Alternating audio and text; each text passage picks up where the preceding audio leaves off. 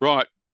Well, tonight our presentation is all about the railways and railroads of the Sierra Nevada in the USA. And Bill, he's been there. I think he's been there a couple of times, but I might be wrong. Bill will enlighten me on that in a moment, I'm sure.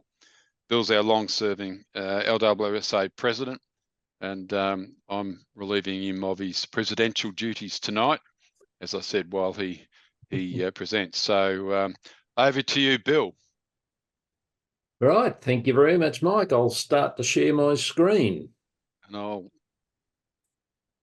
do what I need to do here. Now we've started on the wrong slide. Here we go. Who knows what? Who knows? Railroads of the Sierra Nevada mountains. When I first had the idea of a presentation about railroads and railways of the Sierra Nevada mountains, I didn't fully realise just how many there were. I collected my first books on American logging railroads back in the 1960s. In fact, if you can just see, there's one of the very first ones I got. And that sort of started me off in a long-term interest in some of those railroads of America. And I've sporadically added to my library ever since. As I started my research for this presentation, I soon realised that I wouldn't be able to cover them all in one presentation. So what I'll be presenting now will be a selection of the railroads and railways in the central area of the Sierra Nevada mountains. Right, the Sierra Nevada range is in the western United States. And that's this area up here, isn't it, in California.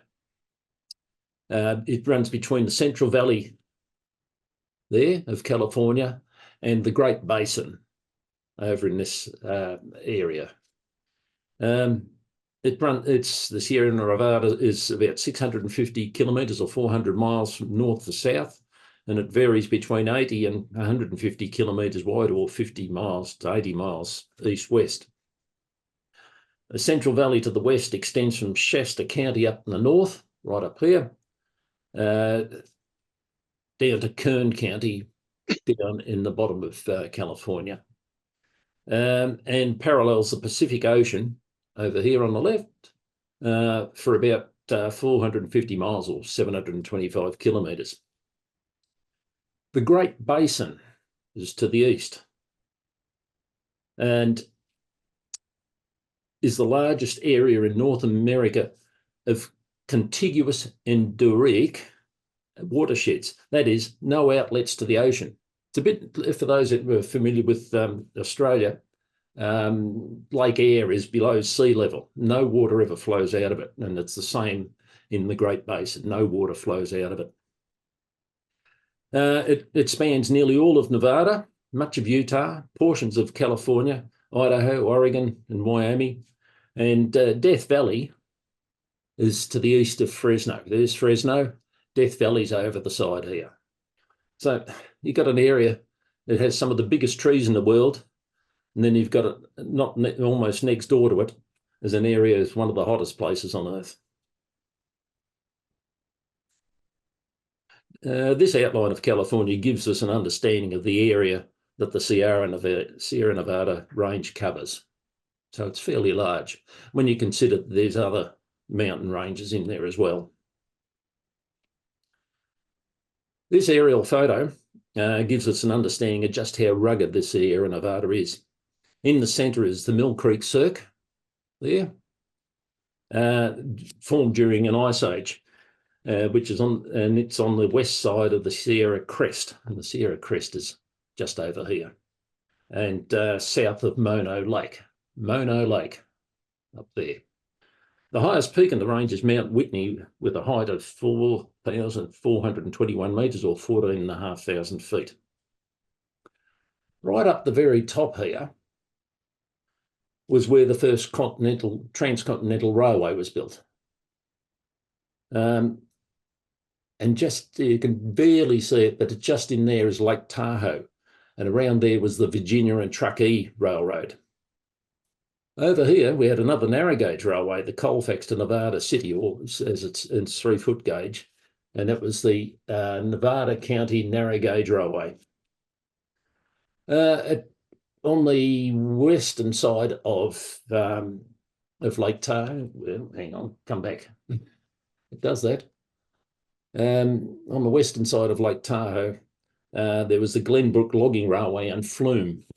There was a lot of timber that was taken up from around Lake Tahoe up to the top of the range, and from there into Carson City, which is over in Nevada. There was a flume for several miles.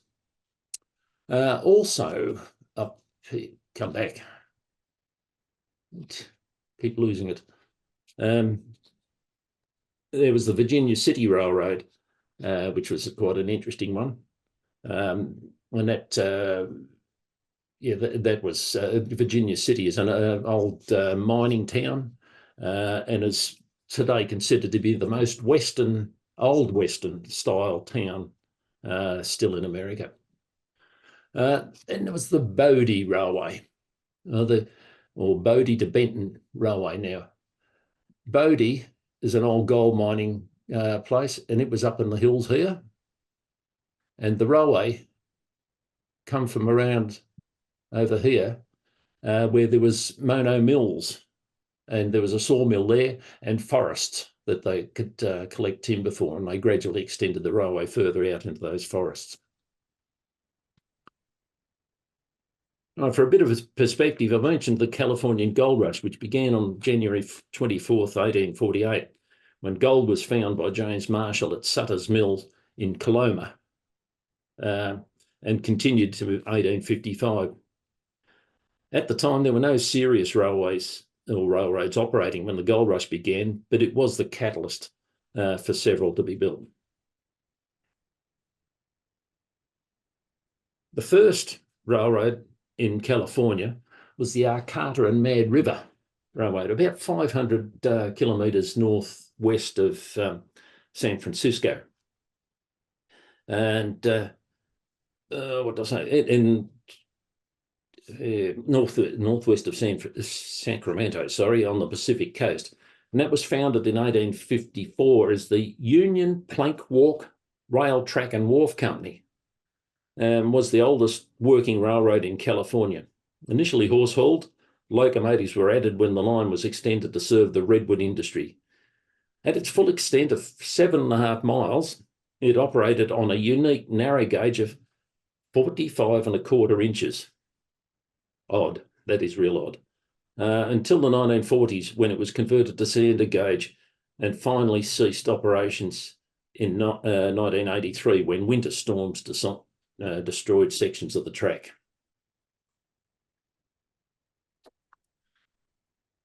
Another early one was the Sacramento Valley Railroad. There's Sacramento. Up here, you've got San Francisco. The Sacramento Valley was incorporated in 1852, but did not begin construction until 1855. And the first train ran in back. There's something touchy here. The first train ran in 1856. It was the West's pioneering incorporated railroad and the forerunner of the Central Pacific. Okay. The Central Pacific Railroad was a company chartered by US Congress in 1862 to build a railroad eastwards from Sacramento, California, to complete most of the western part of the first transcontinental railroad in North America. The Central Pacific Railroad ceased independent operations in 1875 when it was leased to the Southern Pacific Railroad. Its assets were eventually merged into the Southern Pacific. We got Sacramento's hidden down in here somewhere. Yeah, and this was crossing the Sierra Nevada range here.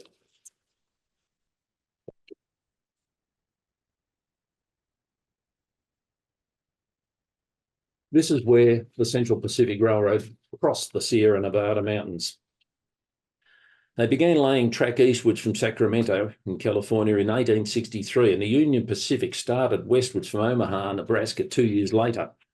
To meet its manpower needs, the Central Pacific hired thousands of Chinese labourers. The crew had the formidable task of laying track that crossed the rugged Sierra Nevada mountain range, blasting 9 tunnels to accomplish this. The crew of the Union Pacific, which was composed largely of Irish immigrants and American Civil War veterans, had to contend with Indian attacks and the Rocky Mountains.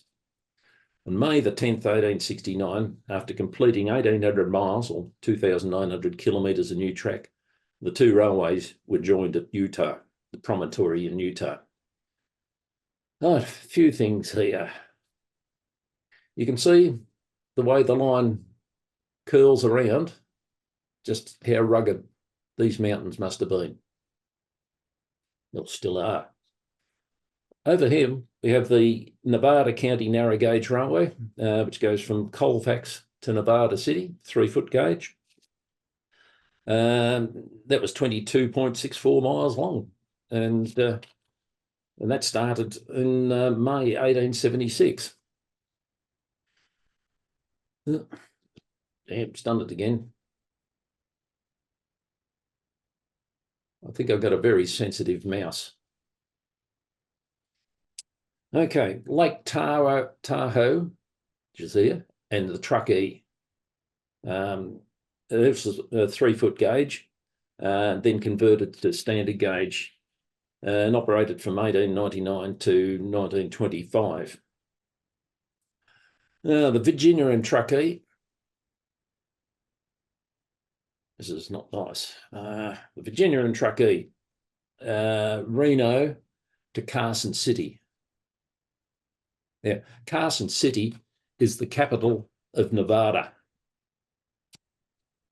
So Reno to Carson with branches, standard gauge was 1870 to 1950.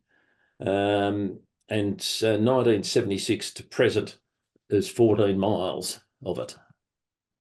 There's actually the tourist railway that operates up here into Virginia City now. The Carson and Tahoe Lumber Company and Lumber and Fluming Company, 1872 to 1898. Came out of Glenbrook Bay here, or the township of Glenbrook, climbed its way up the mountains, came back, and there was, I believe there was a zigzag in there somewhere. And once it got to the top of the range, it was a flume that took the lumber or the logs down to Carson City. As far as I understand, the mill is located on the site of the current Nevada State Railroad Museum.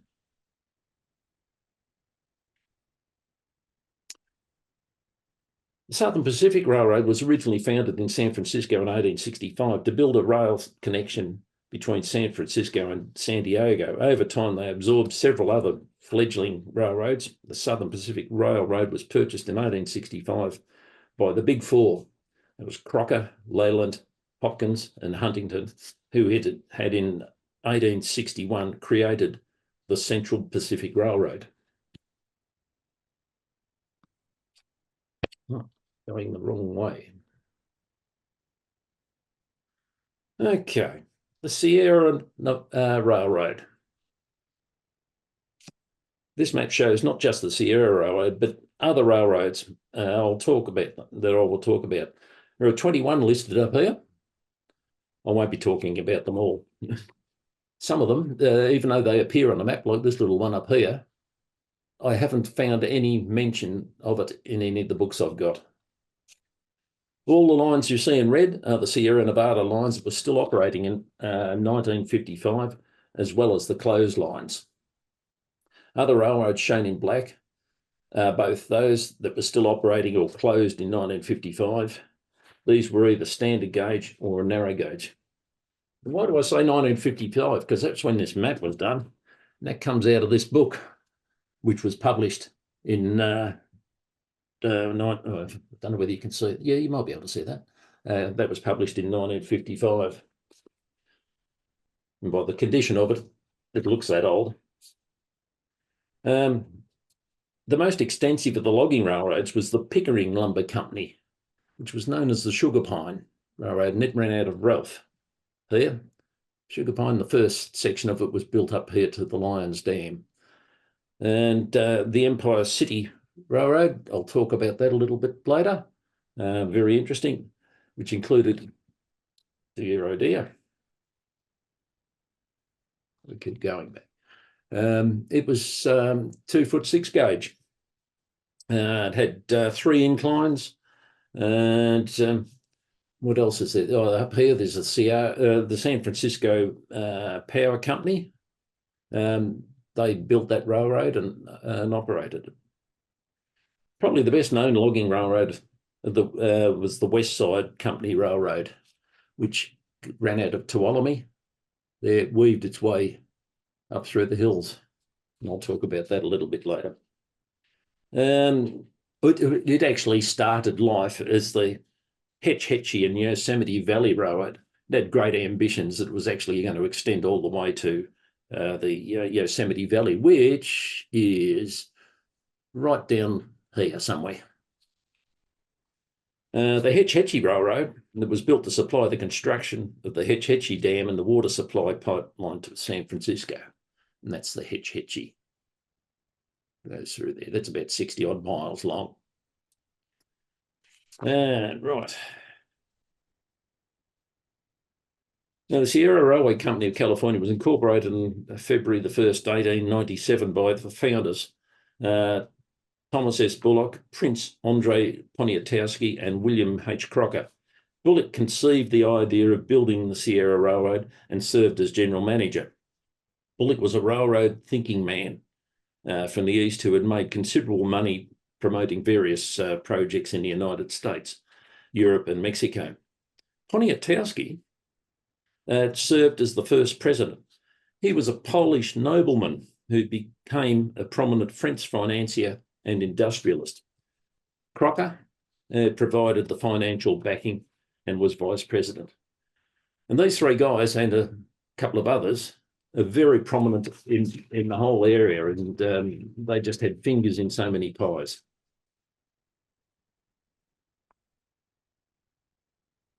The Sierra Railroad was built primarily to access gold mines and the mother lode and the huge timber resources of the Sierra Nevada mountains. I saw a map that showed a lot of the gold mines, and there seemed to be hundreds of them all over the place. This gives you some idea of the size of the trees. This is what they were after. And one of the areas where the biggest trees grew was known as the Converse Basin. It was only about a square mile, but it had the biggest of the big trees in it. And it was just about laid flat all over. Unfortunately, a lot of those trees were just so big that when they felled them and they hit the ground, they shattered.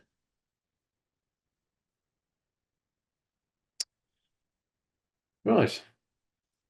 In May 1897, the first rails were laid from the grain fields of Oakdale, down here,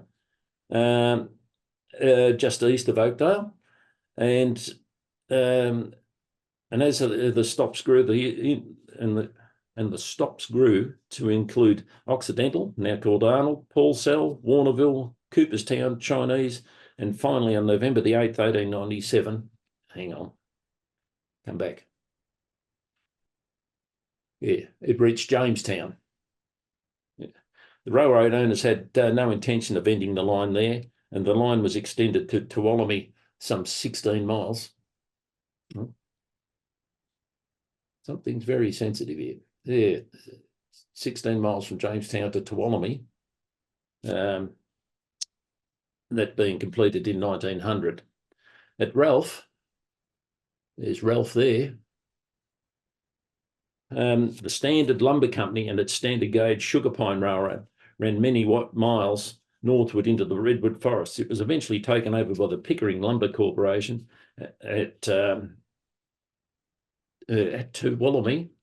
The Hetch Hetchy and Yosemite Valley Railroad, 36-inch gauge railroad, ran easterly, and it became the fabled West Side Lumber Company. The Angels branch.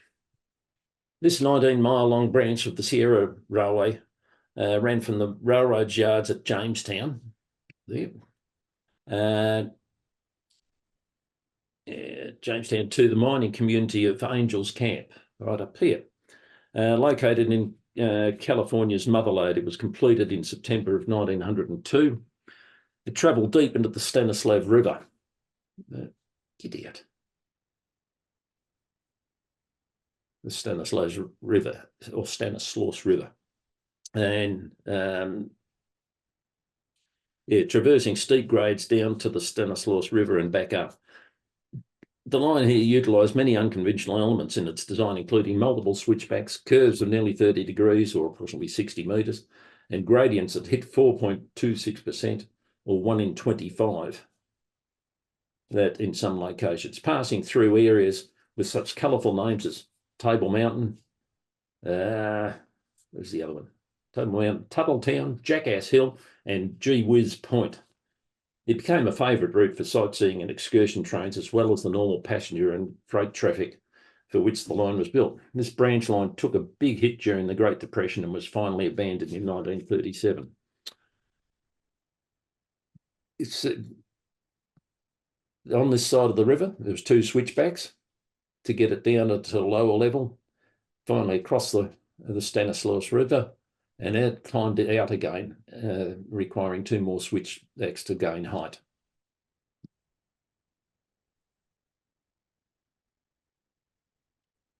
This is an early view of Jamestown. It shows the station and general offices in the centre. The roundhouse is over here to the right, and veering off to the left is the Angels branch. That was the Angels branch, veering off there. The Jamestown Rail Yard has been transformed into the Railtown 1897 State Historic Park and is open to visitors year round. So it's most of that, a lot of that what you see is still exists. Unfortunately, that's building there, that was where the main office for the railroad was, and it burnt down. They lost all their records. This is on the Angels branch. This is a 4.5% grade, or 1 in 25, going downhill into the Stanislaus Valley. Switchback number 2 just shows the differences in the grades. The points for the switchback are behind the camera. Bridge over the Stanislaus River. Now, I'll point out these 2 carriages. That's a combine and that's a carriage in its own right, but they're only about 20 feet long. Now, designed short because this is such a twisting and winding branch line. Those 2 carriages survive today, and we'll see them a little bit later. Go, where are you going? We'll get there. Right, the Table Mountain cutting. This was at the top of the range. I think that was on the west side of the river, and it was blasted through a lot of rock. That was the deepest cutting, the line. Here we see the Class B shay, builder's number 718 of 1902, seen here at, now, Maloney's. It's spelt M-E-L-O-N-E-S. And I heard somebody presenting, and American, and they were calling it Maloney's. So I guess I should do the same. The Sierra Railway had 2 Class B and 1 Class C shays.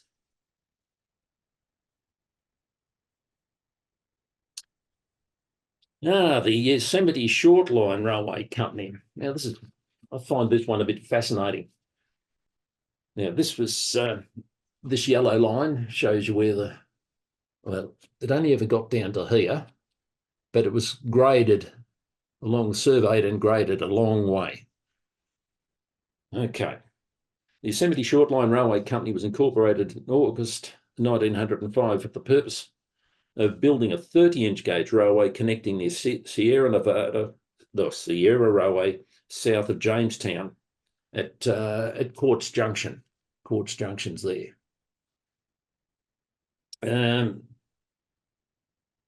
South Junction, and extending 60 miles to the Yosemite Valley National Park. Now, Yosemite Valley is right over here. Okay, a 10-mile branch was also planned from Crocker Station. Now, I've never been able to establish just where Crocker Station was. These maps don't have it on, nothing new. Google Earth's no good. Get back. Planned for Crocker Station to the Hetch Hetchy Valley, where the city of San Francisco had plans for a large water storage project up in the Hetch Hetchy up there, up the top there. In addition to carrying tourists into the national park, the Yosemite Short Line would pass rich timber holdings owned by the investors, led by railway entrepreneur Thomas Bullock. This was his third attempt to reach the Yosemite Valley. The first was the 3-foot gauge Hetch Hetchy and Yosemite Valley, which became West Side up here. And in 1905, the National Park Commission had refused permission for the standard gauge Jamestown, which is this one's going to be the Jamestown and Yosemite Railway, from entering the national park, favouring instead the Merced River route being constructed by the Yosemite Valley Railway. Now that's was going into the Yosemite Valley that all the tourists go to these days. We can only speculate about the choice of such a narrow gauge for what was expected to be a fairly ambitious project. The survey included a series of 70-degree curves, or 87-foot radius, down the canyons of the Sullivan and Woods Creek. The freight cars were extremely short at 18 feet, and the link and pin couplers were mounted on wide swinging radius bars, more often found on streetcars. That's construction of the Yosemite Short Line started in autumn of 1905. The third rail was laid down the Sierra Railway from Jamestown as far as Quartz Junction there. Pardon me. The right of way it diverged from the Sierra at Quartz Junction. The right of way would follow Woods Creek past Jacksonville. Where did it go? That did it without me touching it. Past Jacksonville there. And spur was laid to a mine, which was by that time the largest deep quartz mine in Tuolumne County, employing some 250 men. So it was already a busy area. After Jacksonville, the grade followed the Tuolumne River eastward. There's the Tuolumne River up there. And crossed Moccasin Creek, and then began climbing the Tuolumne River Canyon to meet Big Creek 2 miles south of Groveland. That's Groveland there. So it was, you can, if you look closely at this, you can see just how twisty and windy it all was. In order to reach the national park ahead of the Yosemite Valley Railroad, a crew of Japanese workmen kept grading and laying tracks at lower elevations throughout the winter. By April, heavy rainfall and flooding had stopped all construction work. Excuse me. It was clear that additional financing was needed in order to complete the grading. At an emergency meeting in San Francisco on April 17th, 1906, the Sierra directors agreed to extend the Sierra Railways Company's responsibility in backing Yosemite Short Line bonds. The next morning at 5 a.m, disaster struck. The shocks and the ensuing fires of the Great San Francisco earthquake destroyed nearly 28,000 buildings, including Sierra's headquarters and all company records. They had other headquarters in that place. Hang on, what's going on here? I'll get to that one in a moment. So Bullock's investors withdrew their support and he was forced to abandon construction of the Yosemite Shortline. At the time of the abandonment, tracks had been laid for 8.5 miles from Jamestown past the Eagle Shawmut Mill, which is in here somewhere. Get back. Yeah. It's like waving a magic wand. I don't touch anything and it all changes without me doing anything. Grading continued past an unfinished bridge over the Tuolumne River at Jacksonville. Down there. And up the river past the mouth of Moccasin Creek at Stevens Bar, which is somewhere up in the middle. And the survey was completed through to Carlon, some 50 miles from Jamestown. This was the end of the survey. The third rail from Jamestown to Quartz Junction was removed in 1915. And the rest of the rail was taken up in 1917. In 1916, the standard gauge Hetch Hetchy Railroad used the Yosemite Shortline. Get out of it. Sorry for these sort of changes. I'm doing it without me touching it. The Hetch Hetchy used the Yosemite Shortline grade between Jacksonville and Stevens Bar on its way to the Hetch Hetchy Water Project.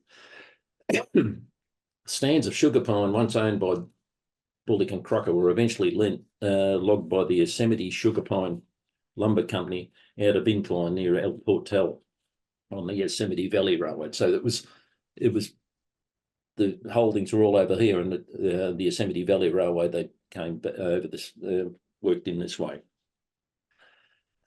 All right, this is the only known relic of the Yosemite Shortline Railroad. After being used as a garden shed for many years, it was donated to the Railtown 1897 State Historic Park at Jamestown. It arrived at the museum. I don't know why it's going backwards. It arrived at the museum and they thought, oh yeah, what's this? And they thought, oh, well, these old boards, hang on. These boards, they would take them off the side. And so as they started to move them, they noticed down the bottom here, the words Yosemite Shortline Railroad. And that's the only relic that remains. So they then put a big roof over it to preserve it as it is. Come on. Okay. The Sierra Railway dam branch lines to Dom Pedro and Maloney's. Down here, the south is the Dom Pedro Valley. And this railroad was a pretty awful sort of country it went through there, pretty barren. And then from up here at Jack's Siding, or was it McCormick's? There's this other line that was built up here to build a dam up here. And also, while we're here, we got, go back. Yeah, this was the original main line, but it was fairly rugged, steep, twisty, and very sharp curves on it. And so they decided to abandon that and build a new main line that way. That detour was completed about 1900. In the 1920s, the 1920s were fortunately years of life-saving additions to the freight status of the railroad.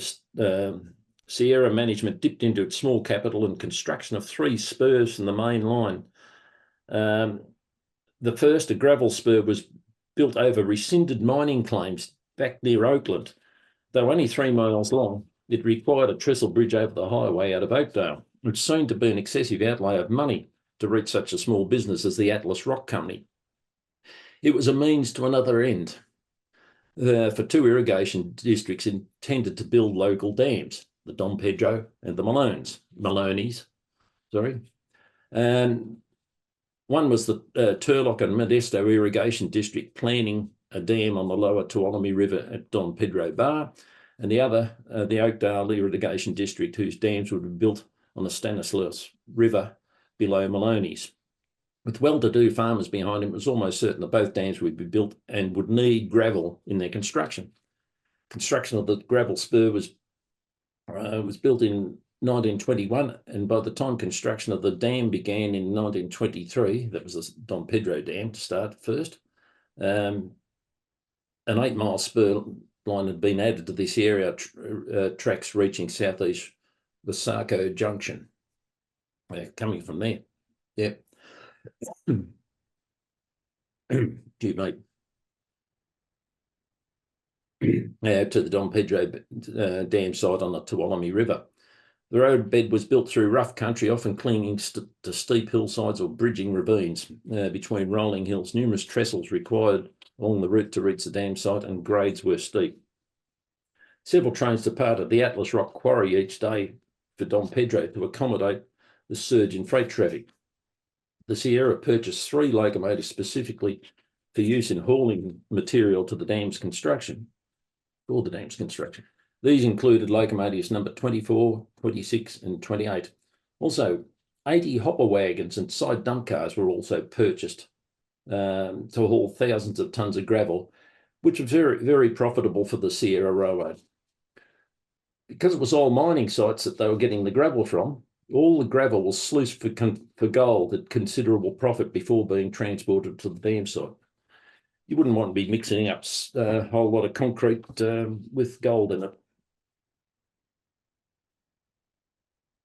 Right, here was a gravel train on the Don Pedro branch with 2 locomotives, 9 hopper wagons, and a caboose.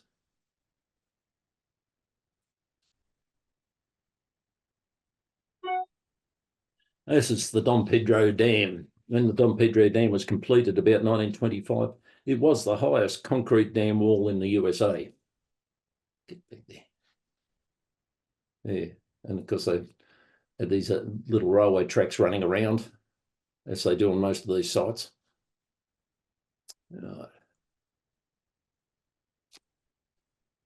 One of 3 Baldwin locomotives purchased to haul the gravel trains on the Don Pedro and Maloney's branch lines was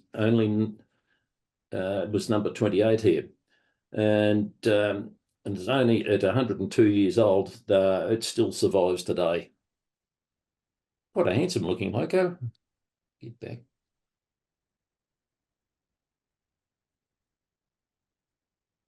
Right, the Maloney's Dam branch. The Maloney's branch was about 7 miles long and left the main line at McCormick, which is here. This is a pretty dodgy looking map because I did a screen dump off the video to get this, and it was somebody taking a video of a presentation in a hall somewhere, and this was the thumbnail sketch. So it's pretty ordinary, but nevertheless, it shows me what I want. The Maloney's branch, yeah, 7 miles long. Jack's went out from Jack's siding. That's it there. It's known as the Maloney's Railroad, as it was built by Oakland Irrigation District. It crossed Table Mountain at Peroya Pass and ran downhill back. Hang on. Come on, go back. Ran downhill to Beckley, 2 miles above the dam site. From there to the Stanislaus River, the steep alignment of the track was the domain of 1 Shay locomotive. Conventional locomotives were swapped for the Shay to take the loaded cars onto the dam work site. Beckley there, where they did the change, and there was the work site. The Sierra Railway bought its heaviest loco to date, a new 282 Baldwin that was to become number 34. The Maloney's Dam was completed in 1926 and the powerhouse opened in 1927.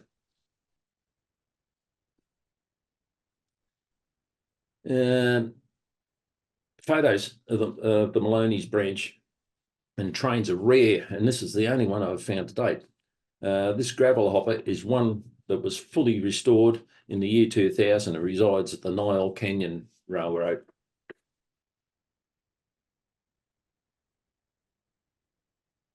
Westside Flume and Lumber Company.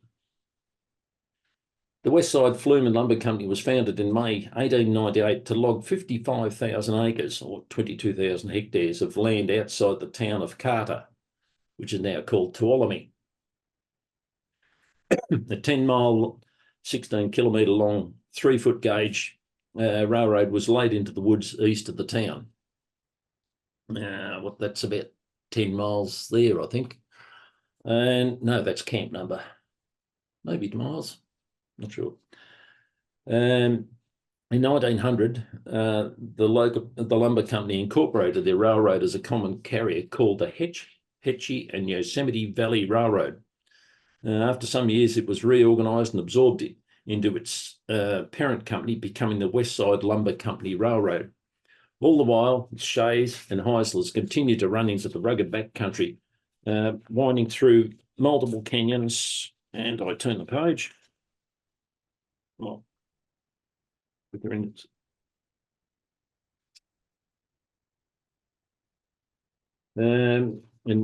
crossing creeks that fed the North Fork of the Tuolumne River. In 1925, the Pickering Lumber Company purchased the Westside Lumber Company.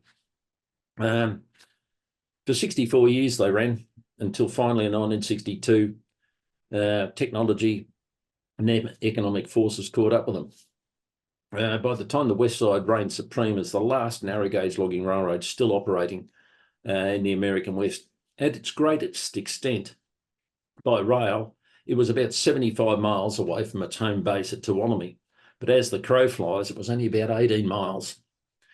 It never did either reach the Hetchy Valley or the Yosemite Valley, to which the company had hoped to attract tourist traffic. In 1968, Frank Cottle leased the lower end of the railroad from Pickering Lumber Company and opened the Westside and Cherry Valley Railroad as a tourist attraction. He restored locomotives 12 and 15 to run trains on tracks laid to the old mill site. In 1970, the Pickering Lumber Company took over the operation from Cottle and extended the line by 8 miles to River Bridge.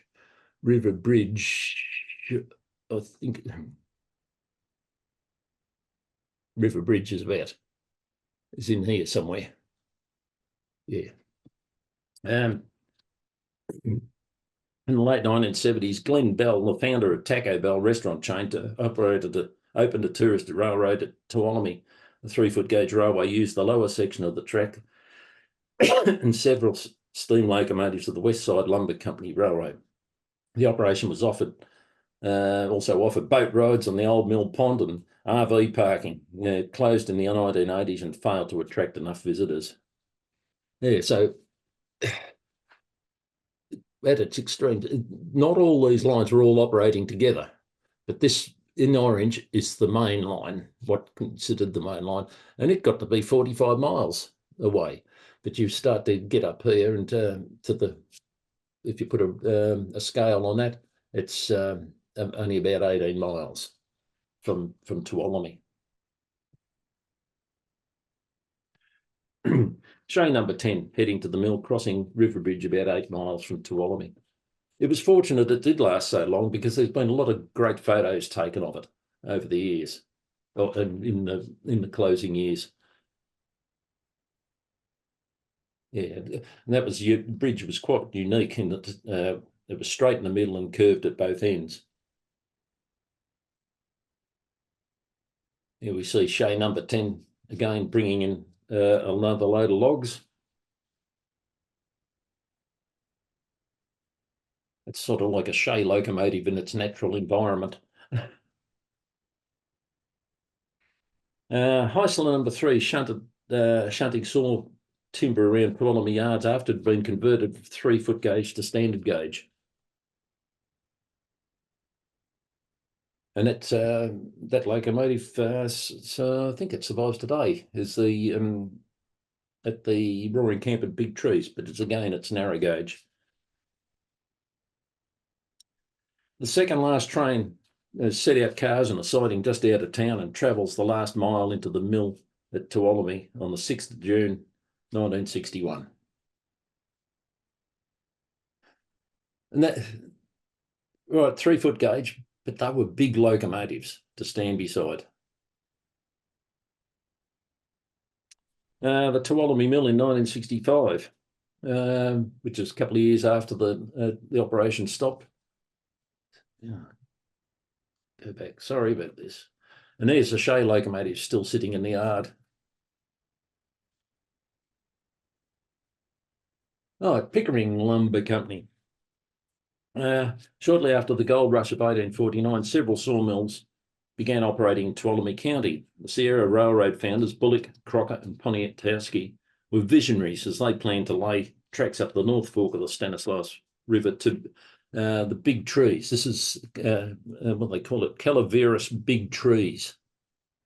And they were to harvest thousands of acres of virgin timber.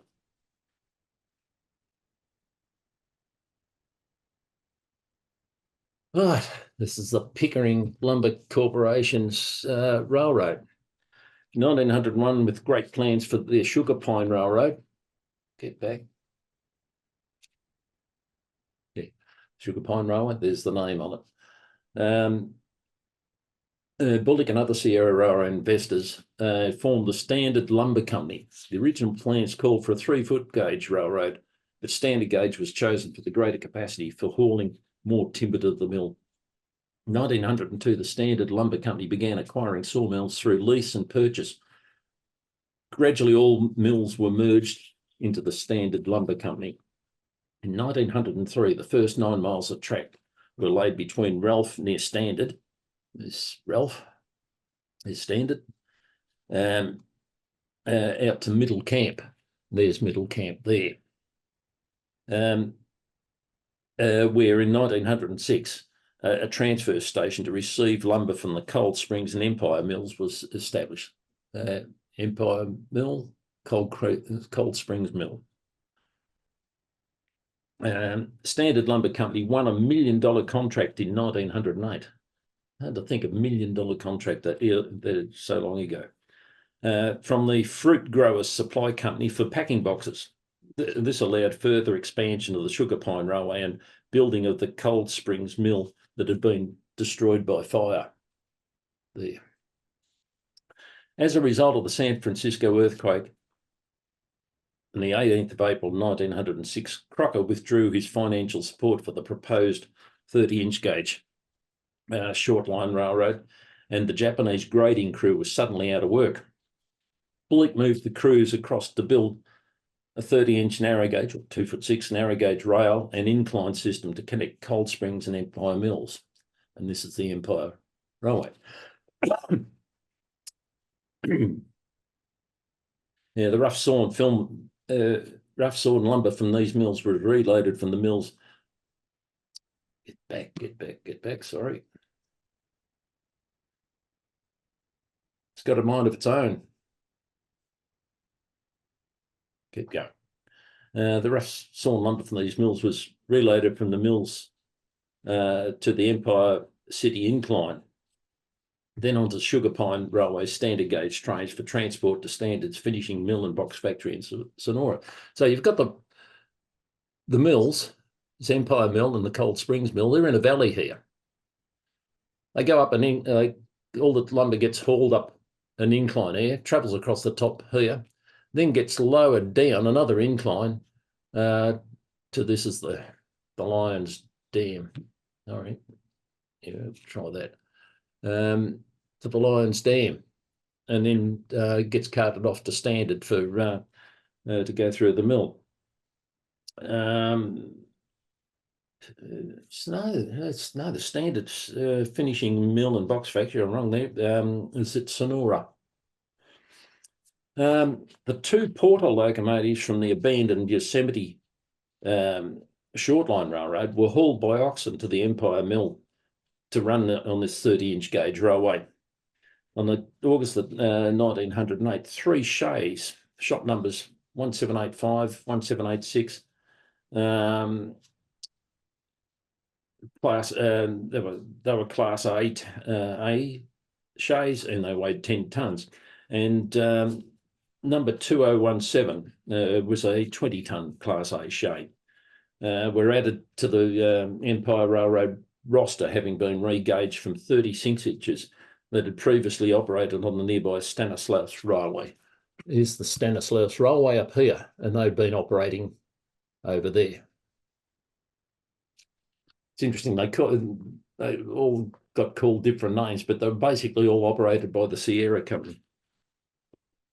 As I said earlier, the Sierra Railroad and its proprietors seem to have fingers in the pie all over the place. The first Empire City incline was at Lyons Dam, and here we see a load of lumber descending to the incline up there. Don't go back. Hang on. Sorry about this.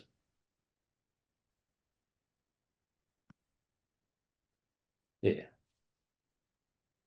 Load of lumber descending the incline. That's 2'6" gauge, and the sidings here standard gauge, and this is one standard gauge and 2'6". It's dual gauge. The second photo, this one, shows the top of that incline. So that is up in there. All right. Here we see lumber being hoisted up the second incline from the Empire City Mill. Lumber from the Cold Springs Mill, and 4 miles further up the same valley was also hauled up this incline. Basically, the lumber was hauled up out of one valley to be moved along the mountain ridge and then dropped down into another valley for transshipment to the Sugar Pine Railway. And this little fellow here, where'd he go? Yeah, this is one of the Porter locomotives, and it's still got written on the side of it. It's got the Yosemite short line. There was 2 of those. All right.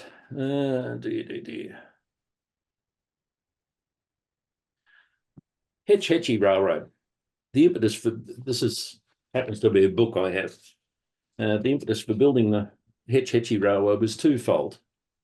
The city of San Francisco was not happy with its privately owned water supply company, whose job of supplying reticulated drinkable water to the growing metropolis was sadly lacking. At 5 a.m. on the morning of 18th of April 1906, when San Francisco earthquake wreaked havoc on the city, the water and gas distribution systems were severely damaged. Devastating fires soon broke out in San Francisco and lasted for several days. More than 3,000 people died, and over 80% of the city was destroyed. The city decided to need an adequate and reliable water supply. Thus, the controversial proposal to dam the Hetch Hetchy Valley with a pipeline to the city was developed, and this required a standard gauge railroad to be built from Hetch Hetchy Junction on the Sierra Railway to the dam site, which is inside the Yosemite National Park. The Hetch Hetchy Valley was considered to be the twin of the better known Yosemite Valley. And the dam, turned out, it was the only dam that was ever built inside a national park in America. There has been none since. It was pretty controversial at the time.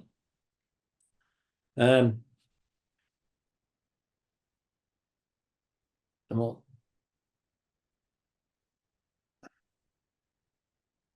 yeah, the map looks familiar. It hasn't got any yellow on it. The Hetch Hetchy Railroad was 68 miles or 109 kilometres long, a standard gauge Class 3 railroad constructed by the City of San Francisco to support the construction and eventual expansion of the O'Shaughnessy Dam across the Hetch Hetchy Valley and an aqueduct to the San Francisco Bay Area. This dotted line is the aqueduct that went off to San Francisco. To transport workers and materials, the city hired Frederick Rolandia, San Francisco engineer who had previously experience in designing railways, to oversee the construction of the Hetch Hetchy Railroad. The railroad would be 68 miles long, that followed the narrow canyon of the Tuolumne River to the remote dam site. Built from 1915 to 1918 by a workforce of roughly 900. The railway allowed for supplies to be shipped directly from San Francisco along the Southern Pacific and the Sierra lines, which connected to the Hetch Hetchy line. Based in Groveland, the Hetch Hetchy Railroad operated from 1917 to 1949. It primarily carried crews and materials, but also took tourist excursion passengers, freight and mail. The line extended from Hetch Hetchy Junction on the Sierra Railroad at milepost 26 at an elevation of about 1,000 feet or 300 metres, topping out at the unfortunately named Pupanook Pass up here at 5,000 feet or bearing about 1,500 metres elevation. To the eastern terminus, which is just up a little bit further, to the eastern terminus at about 3,800 or 12 feet or 1,200 metres on the rim of the Hetch Hetchy Valley. The mountainous terrain resulted in steep grades of over 4% steeper than 1 in 25. Sharp curves 30 degrees would translate to about 190-foot radius or 58-metre radius, requiring trains to move slowly at speeds less than 8 miles per hour or 13 kilometres an hour. Bear in mind, it's a standard gauge railway, and they've got some curves that and grades on it's more suited to a narrow gauge line. The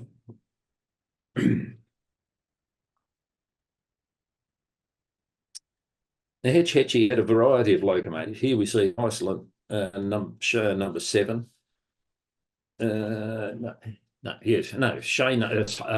Heisler number 1 with Shay number 7, which was leased from the Mount Tamalpais and Muir Woods in the early days. Mount Tamalpais is on the north side of the Golden Gate Bridge, and some of you may have heard about the book, The Crookedest Railroad in the World, which was the Mount Tamalpais and Muir Woods. That's another story. Heisler number 2 was purchased in the early days, and eventually it ended up working with on the Pickering line, timber line. Here it is. I'm not quite sure where that is, but it's in preservation these days. Number 4, a 282, was built by Alco in 1920 and weighed 97 tonnes and is today preserved at the Traveltown Museum of Los Angeles.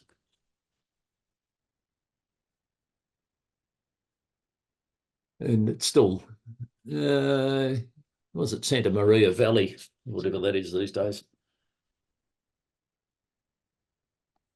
The last 3 locomotives purchased by the Hetch Hetchy was a 282 Alco, a 262 Alco, and a Class C Shay.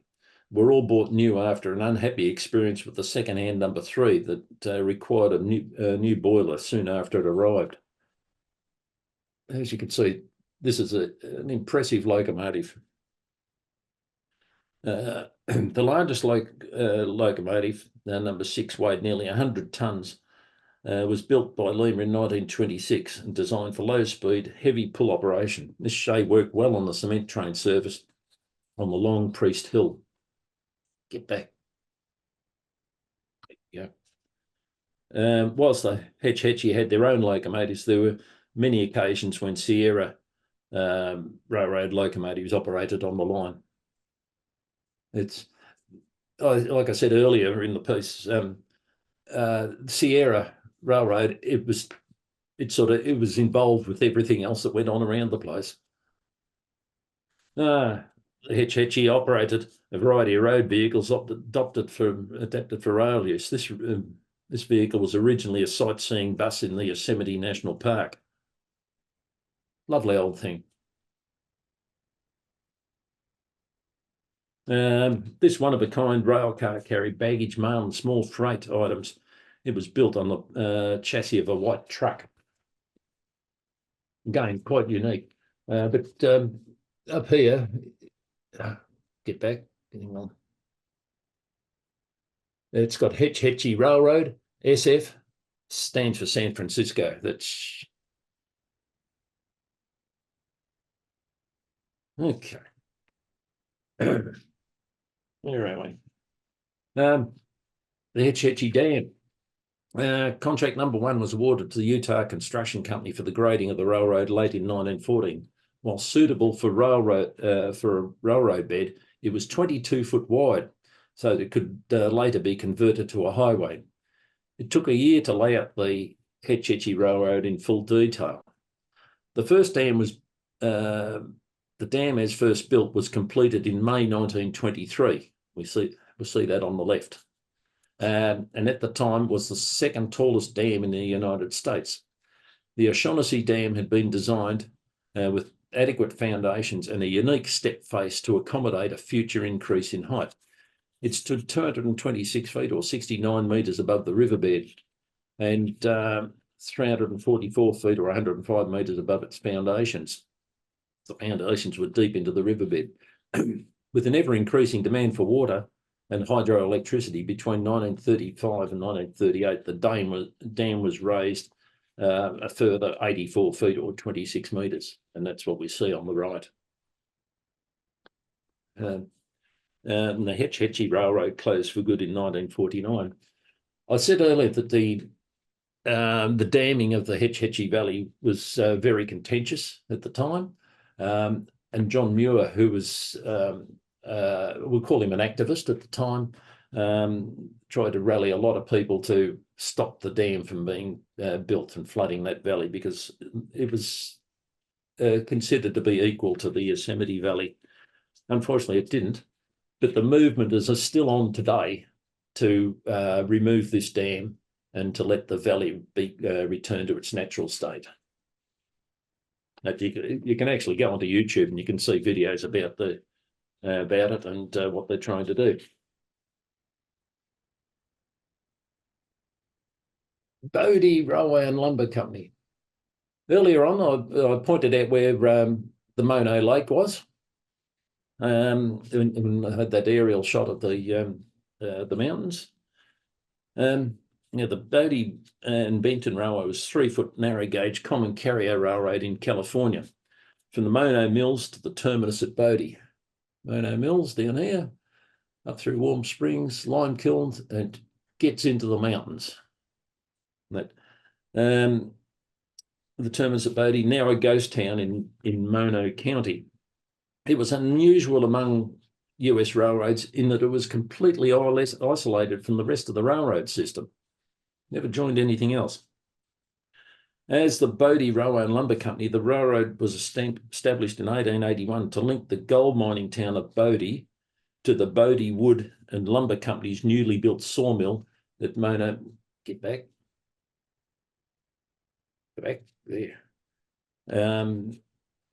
At Mono Mills, the new mill there, which was 32 miles down from Bodie, along the eastern shore of Mono Lake. The line was completed and operational on November the 14th, 1881. Temporary spurs into timberlands were built in 1882. Initial operations proved so successful that plans were made to extend the rail line from Warm Springs to the Carson and Colorado Railroad, then under construction at Benton down here.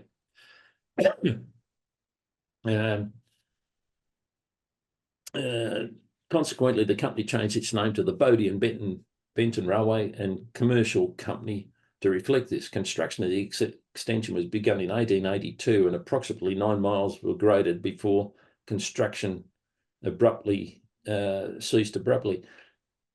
No tracks were ever laid upon the grade. Now, this map, whilst they say that was the proposed route down to Benton, if you go onto Google Earth today, get back. If you go onto Google Earth today, you can follow the line, and here is a triangle formation, and the line you can see where it had been graded out this way, and it got out a certain distance and just stopped. It was going to join one of the other railroads that ran over here. But it's interesting that that this one was the proposed route, but they actually built something else, or trying to build something else. The lumber company feared that access to the wider rail network would bring competition from other lumber companies in the Lake Tahoe area, in which they had a financial stake. When the railroad ceased to be profitable in 1918, due primarily to a decline in mining activity at Bodie, the rails and all valuable equipment were pulled up and sold. The railroad operated these locomotives, two 060 tanks built by Prescott Scott, Inyo a 260, which I think is a Rogers, Mono a 260 from Baldwin, Tybo a 260 from Baldwin, and Bodie an 042 tank from HK Porter. Here's the Mono. Now behind it is Mono Lake there, and the Sierra Nevada mountains are up in the background. It's a bit hard to tell, but they are there. The original photo is not good anyway. Here we have Inyo. Now I'll mention it later on. I'll mention Inyo again. I'll show you another Inyo. There were two of them. Yeah, well, because they all had all burnt wood, and had these big spark arresters on them. There's Tybo.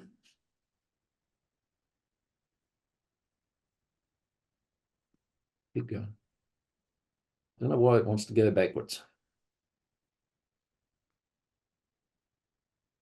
Come on. And Bodie, the ungainly looking 042 saddle tank. Oh, Bodie. And this is the Mono Mills itself. Interestingly enough, the railroad, when it brought in the logs from further south, the railroad was up high here on the right, and I'm not sure why, but no, they didn't dump logs there.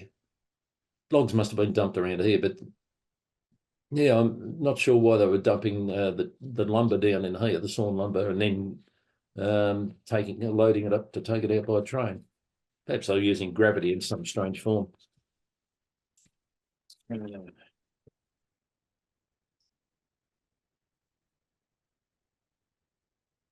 This is Bodie today, very much a ghost town, and it's all got a heritage listing on it all. Yeah. But we almost got there. It's up on the hills behind it is where you cross over into Yosemite Valley. Okay. Railtown 1897, State Historic Park, Jamestown. The Sierra Railroad today. In 1937, the Sierra Railroad was sold at a public auction to the new Sierra Railroad Company, and the debts of the original company were settled. In 1955, the railroad made the switch from steam to diesel power, but retained 3 steam locomotives for movie and television work, for which the railroad is famous. In 1971, the Sierra Railroad used its vintage steam loco and facilities to its advantage and opened Railtown 1897 as a tourist attraction. In 1979, the Crocker Association, which was the sole owner of the railroad at the time, closed Railtown and put both the Sierra Railroad and the Jamestown complex with equipment up for sale separately. In 1980, Sierra Railroad was sold to Silverfoot. In 1982, the California Department of Parks and Recreation purchased the Jamestown facilities and reopened the site as Railtown 1897 State Historic Park. In 1995, Silverfoot resold the operation to the Sierra Pacific Coast Railway, and in 2003 merged with the YOLO Short Line Railway as it exists today. Trains run from April to October, over 53 miles of track from Railtown 1897 to Oakdale and back. So it's really a good place to visit. They kept, when they dieselised, they kept 3 steam locomotives, and this is just something. Well, then they acquired more locomotives over time. This is a view inside the roundhouse, which is also is a workshop. Yeah, didn't want you.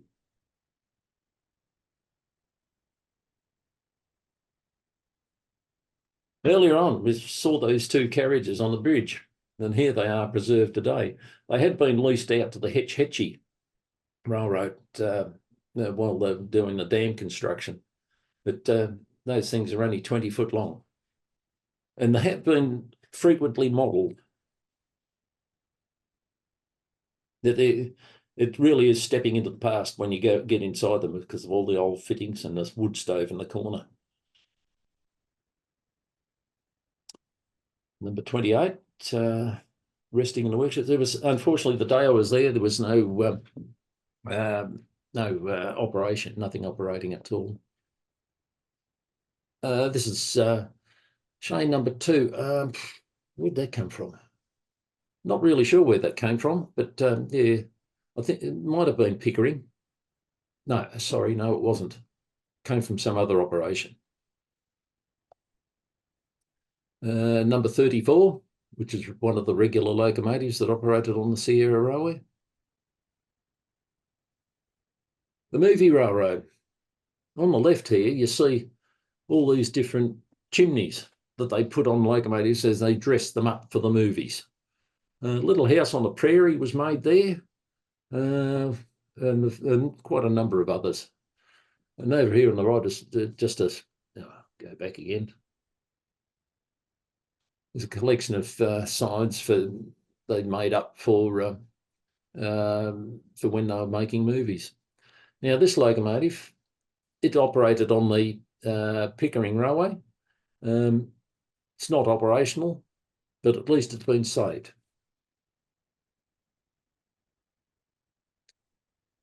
This Class B shay was near Jamestown. It had been at Sonora, and it came from the Pickering Railroad as well. When I stayed there, it was only to the right. There was a camping ground, and they had the motorhome and just parked there for the night. It was a great opportunity to have a close look at a shay like that, and it's just beside the highway. Yosemite Mountain Sugar Pine Railroad. This is the old Madeira operation, which is south of Yosemite National Park. And shay number 15. I'll go back again. Shay number 15. This was one of the, not that far. Shay number 15, that came from the West Side operation. Quite a large locomotive. On the day that I was there, shay number 10, again from West Side, was in operation. One of the interesting things was that there was like a block and tackle arrangement for the whistle to operate it. They said the whistle was so heavy to operate, they had to use block and tackle to get a mechanical advantage. But it was a pleasant trip out through the bush, or forest as they call it. Again, a shay in its natural environment.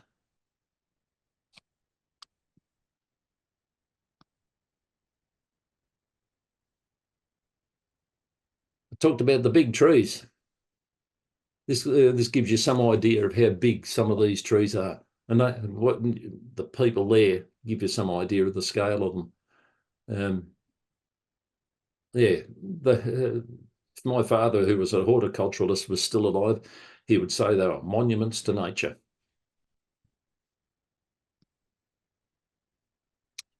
Nevada State Railroad Museum at Carson City. This is the reason I went there. Well, I was with a friend, actually. We went there. That's one of the McKean rail cars, the only one that's left operating in the world, probably the only one around. And the Victorian Railways here had 2 of those, but they weren't very successful because they had a diesel motor in them. Oh no, it had a motor in it. Must have been petrol motor in it.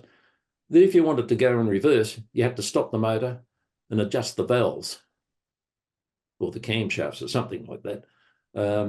And they were just grossly underpowered. This one had been used by some lady that lived nearby, and it was her sewing room. And eventually it got donated to the museum, and they restored it all and fitted it with a Caterpillar engine, much more reliable. William McKean was actually a yachtsman, and that's why this has got so many nautical features about it, such as the round windows, and it's a monocoque type body. Even the handbrake wheel, which is in the cab up here, that is like a ship's helm. Rather unusual. But it was delightful to see that operating, and to ride in it. Now, I mentioned there was another Inyo. This is this one, and that was used in movies for quite a long time. And finally, the museum managed to get it back and restore it to operating condition. The boiler only operates at about 75, 80 pounds per square inch of steam, because it's an old machine, and I understand that some of the spokes are actually cracked on it. Doesn't might have steam brakes on it, but it always carts that boxcar around, or cattle wagon around, and the bloke sits up on top there and uses the handbrake to slow it down. But it was a delightful thing to see. That's the station building with the Inyo and the McKean car together. The museum is over to the left, the main building, and there's a circular track that goes right around it. It'd be half a mile long, I suppose. And yeah, good to ride around on. Another one of the preserved locomotives, and that's an old one from the Virginia and Truckee. Yeah. The thing I note about America, they do museums very well.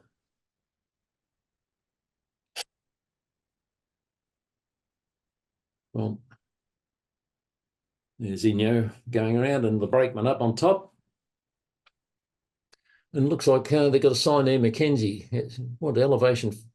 4,586 feet. Wow, it's a bit precise.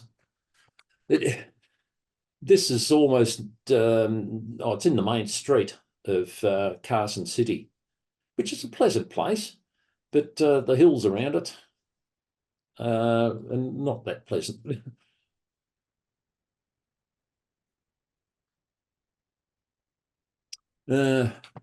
Nevada State Railroad Museum, it's on the side of that.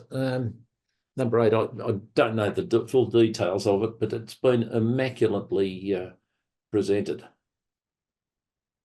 Even got elkhorns on the top, or antlers. Inside the museum, this is the 3-foot gauge Glenbrook that I talked about earlier. For quite a number of years, this stood out in the open in the main street of Carson City, and eventually the museum convinced them to hand it over. Well, I think the museum was formed, and then the local municipalities handed it over. But that's what operated on that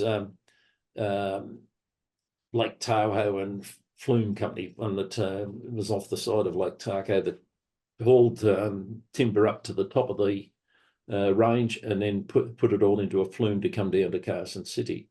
And where this museum is, I believe, is where the timber yard was.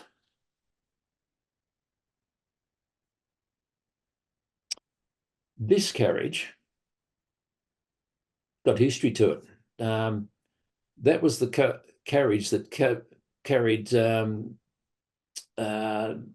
the officials out to Promontory for and they carted the gold and silver spikes out with them, and that was you see photos of the trains where they've touched noses at Promontory, and that carriage was one of those in the consist.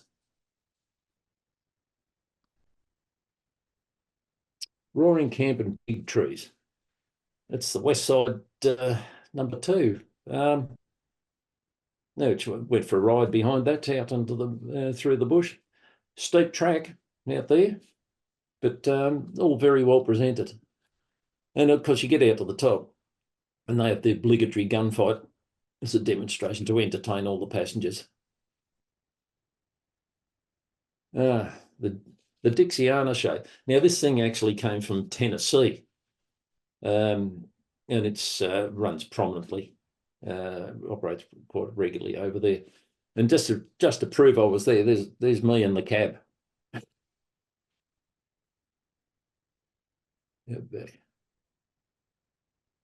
Keep going. California State Railroad Museum. Central Pacific is what's on the side there. And this is, well, a full-size diorama. Stop. We'll get there. It's a full-size diorama of the locomotive coming out of a tunnel and about to go into a snow shed.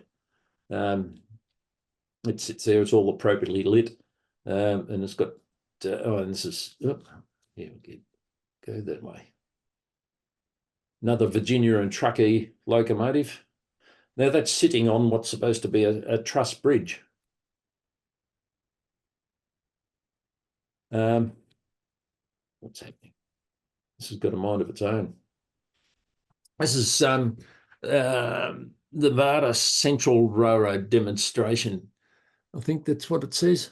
And this locomotive, and I think those carriages, operated out of Battle Mountain, Nevada, down to the township of Austin. And I think those carriages were built at Battle Mountain. And in 2016, I was actually in Battle Mountain for, would you believe, for something called the World Human Powered Speed Challenge. Because my son was there, and my wife and I were his support crew. But because we had to drive south to the area where they were doing their speed runs, I kept an eye out for the railroad that went down there, the railroad formation. And we crossed over it, and there was other spots I was able to pick it up, but it was interesting to see that. Had to get a bit of light railway type work in while I was over there.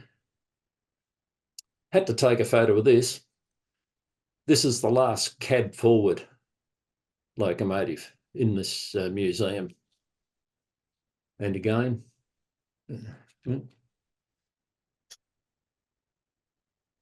get there. Sorry about this. Yeah. And it's not until you stand beside these things do you realise how big they are. One of the things that amused me, it's actually got an air horn at the front. There. There's an oil burner. They all were, because well, it was a bit hard to shovel coal around corners. That's it from, well, the middle of the locomotive, we'll call it. Just a monster. Another Virginia and Truckee locomotive is immaculately displayed. It's got mirrors underneath it and mirrors above it, so you can get a good look at it from all angles. Not a problem here. It's nearly over. Come on.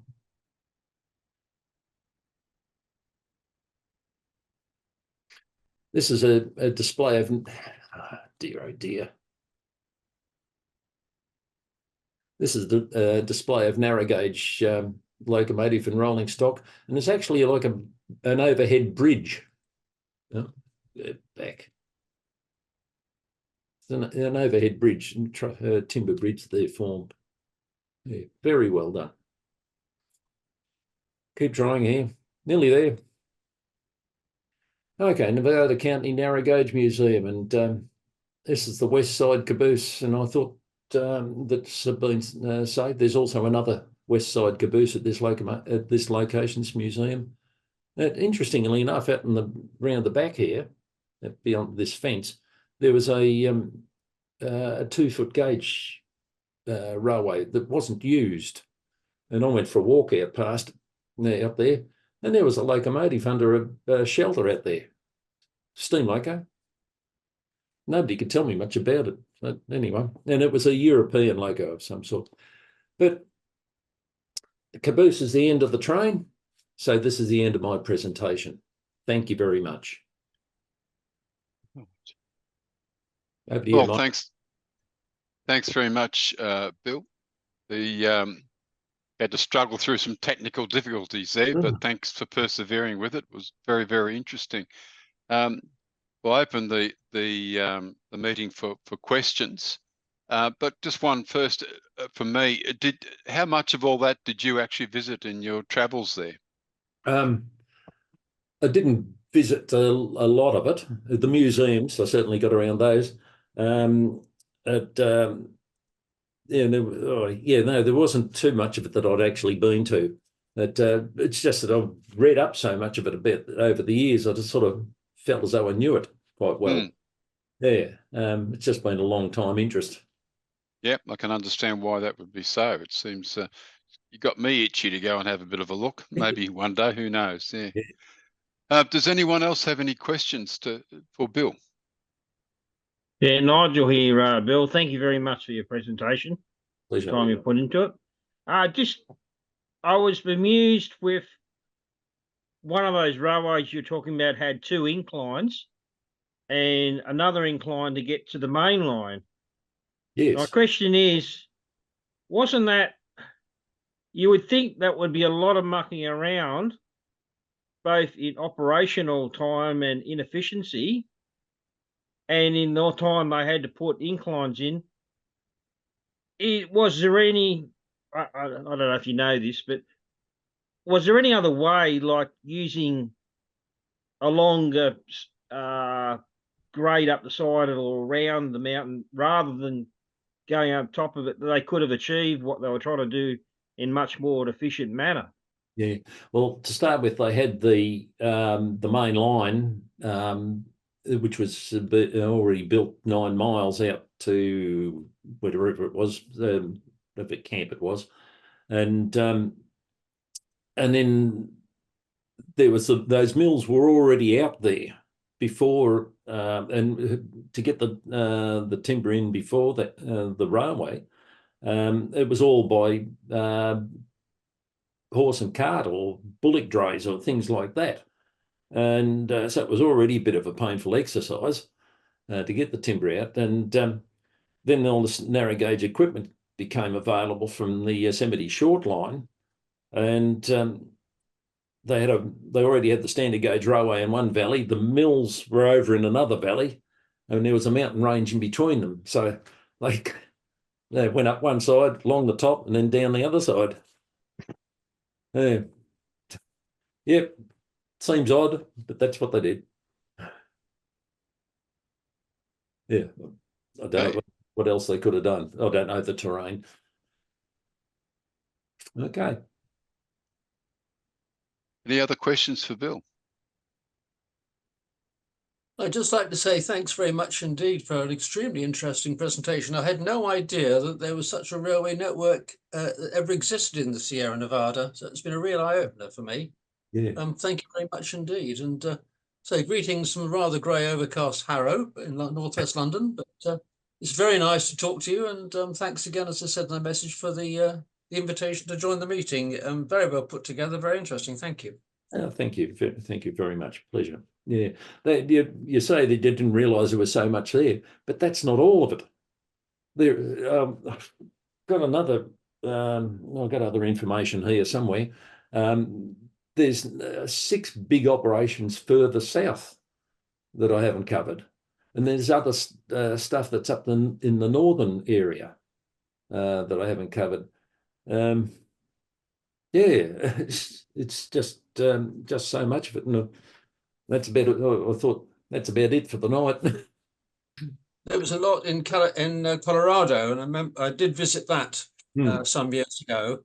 but of course, 2 lines of that, the Cumbres and Toltec and Durango and Silverton, are still Yes. very much functioning railroads.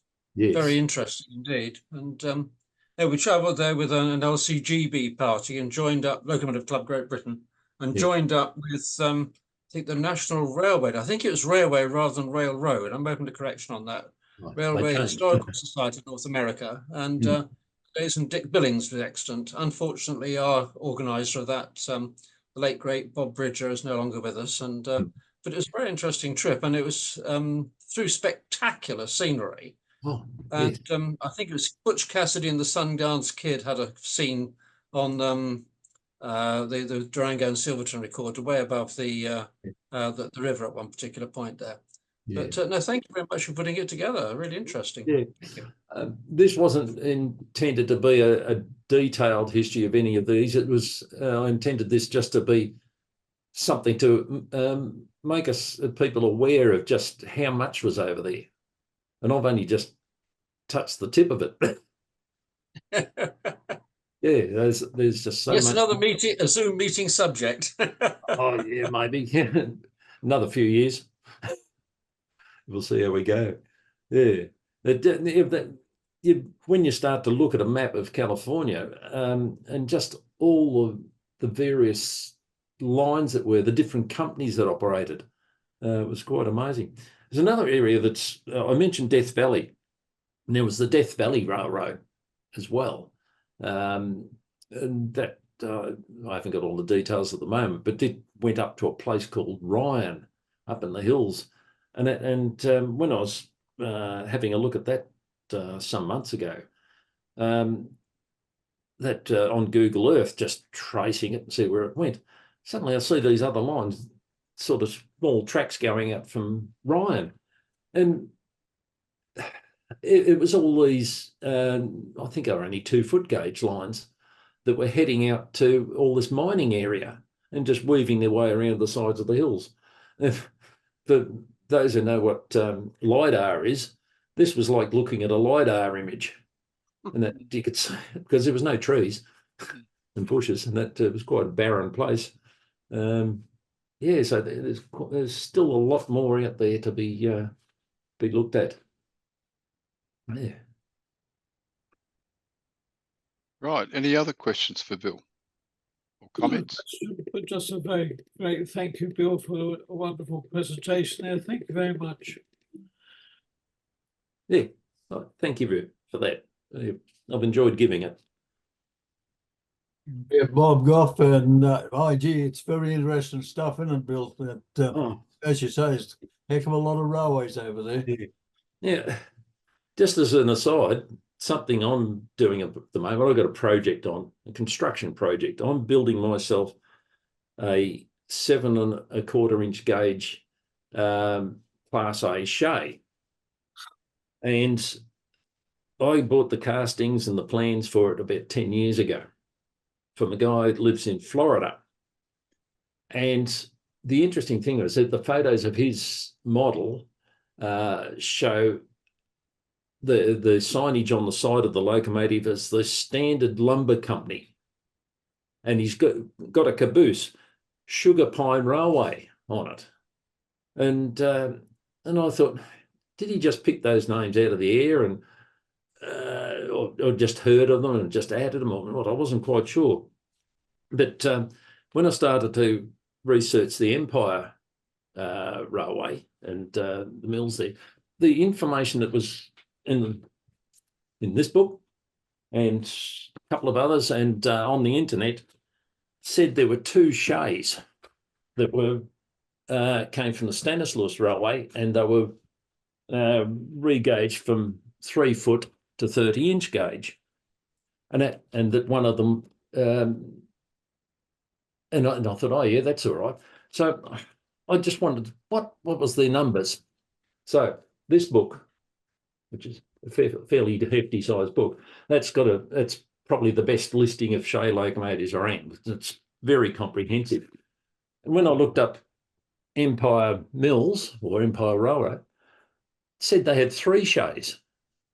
And I thought, oh, everything else I've read only said 2. But anyway, I looked at this and there was there was two 10-ton shays and there was one 20-ton Class A shay. Aha. Now I thought this is where John Buckwalter in Florida has had this information, and this is what he's based his model on, and that's what I'm building now. Hopefully I'll get it finished later this year. Well, next year. Bill, Bob Goff again. Yeah, I had a 7.25-inch gauge shay for a few years. Yeah. It was a model of the Nambour shay. Oh, right. Yeah. That would have been nice. It's built by Tommy Cox up at Wamuran. He was a pineapple farmer, and he used to right. put the Nambour, measure it a bit up, bring it home, scale it down, and make it on a lathe. Yep. That's sort of what you do. Yeah. No, good. Okay. Any other questions of Bill? I Commentary? would say thank you, Bill. Greetings from Germany, and Oh, looking right. forward for the next time Zoom. Excellent show. Thank you. Very interesting, and all the best to Down Yeah. Under. Well, thank you. And thank you for joining us. It's always interesting to see where people come from or are while they join this meeting. Thank you for joining. Speaking of that, I'm Derek McGuckin, and I actually grew up in the Central Valley of California. Okay. And so you did an excellent job. There are so many railroads. Yeah. Just Yeah. about every river coming out of the Sierras had a railroad going up it, and railroads scanning over the tops of them. Probably Yeah. about 50 or 60 of them. Yes. Just on the west side of the Sierras. So Yeah. thank you. Very Yeah, interesting. pleasure. Derek, you've just recently joined, I think, and Yeah. subscribed, and I thought we'd got our first Russian member, which was quite a surprise. No, from Moscow, Moscow. Idaho. Very different place. Yeah. That- Anyway, welcome. Very yeah. welcome. You'd say there was just so many railroads all up the west coast. There's all because of the mountain range that really extends the full length of the west coast. Just the railways that were out there for getting timber, just all over the place, especially up in Washington State. There's quite a lot there, and there was The thing with the railroads is also the logging flumes. yes. All along the west side of the Sierras, and also the east side heading down into Carson City, 50, 60-mile long logging flumes carrying lumber out of the Sierras. Just mind-boggling the amount of wood they used to even build these things. So Yeah. just stunning. Yes, yeah. Oh, yeah, it was interesting how people used to ride down those flumes as well as required.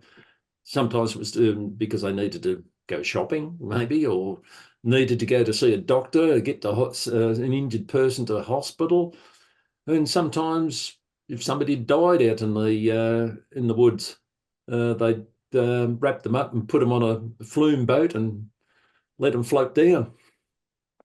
Yeah, that was quite an interesting exercise. Yeah. I think, Bill, sorry, carry on. No, you're right.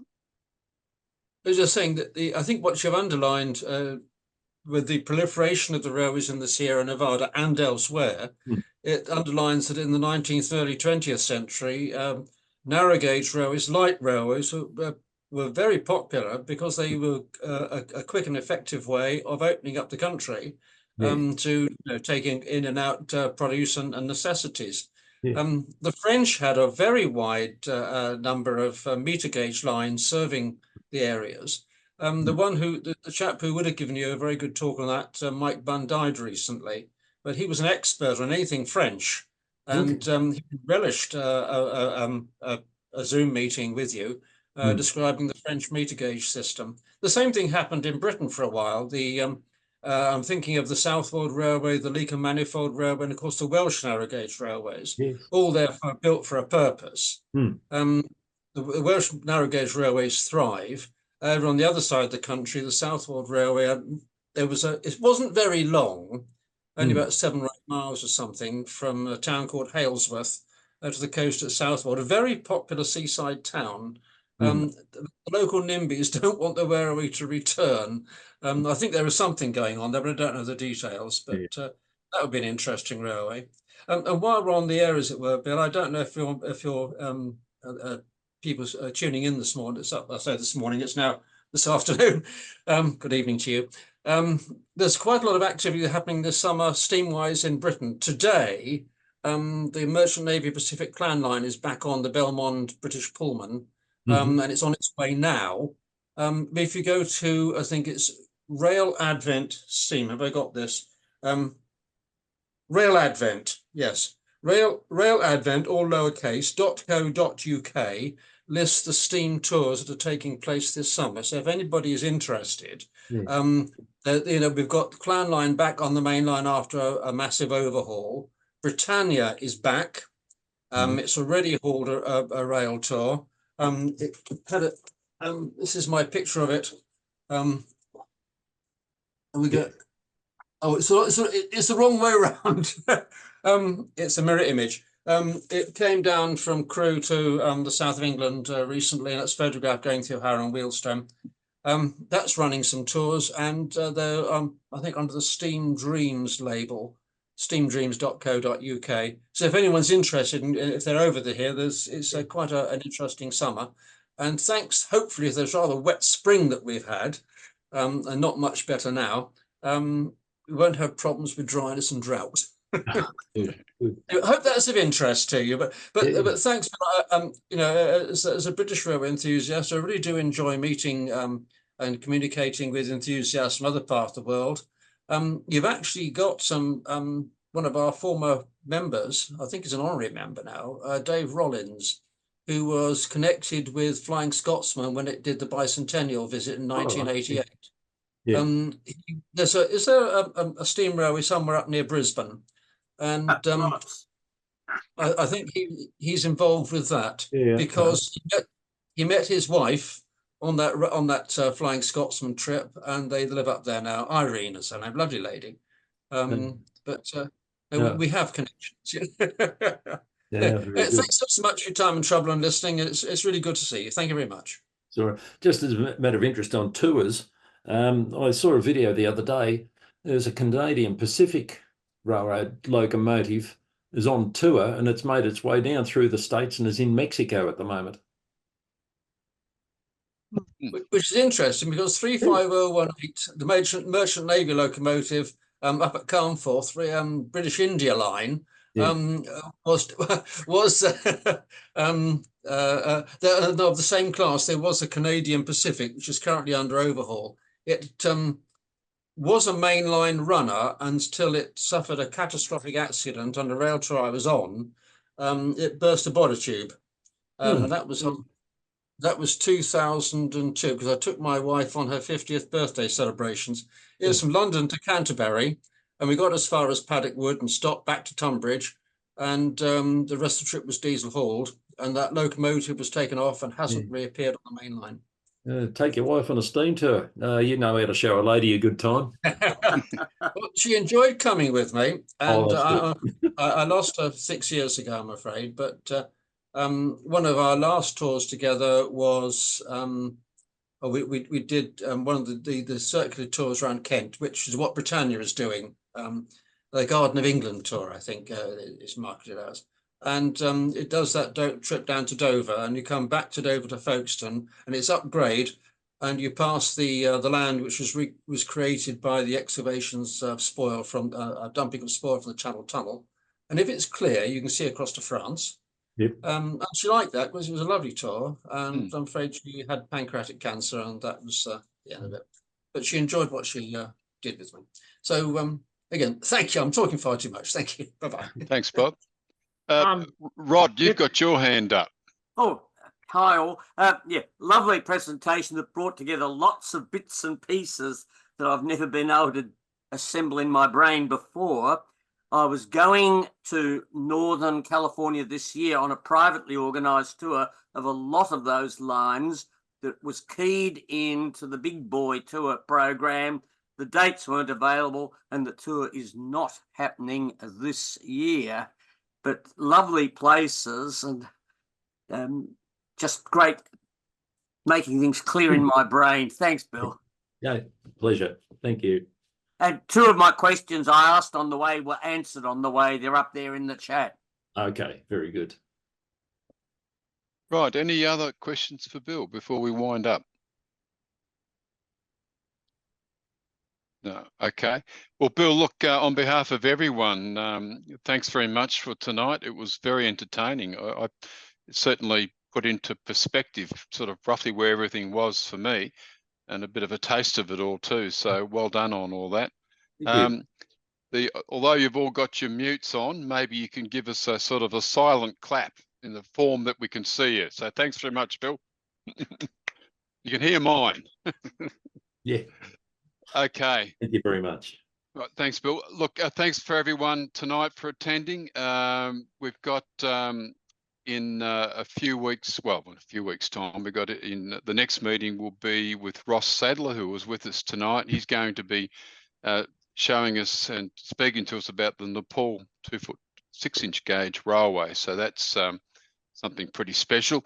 And also keep your eye open and your awareness there for the future, because although we have our meetings every 2 months, we had such a great response from the call for material not long back that we've been weaving in some extra bonus gatherings in the off months. So there's quite a few actually going out towards the end of this financial year and also into next year. So lots to see and lots to hear. So we hope to see you all at those meetings.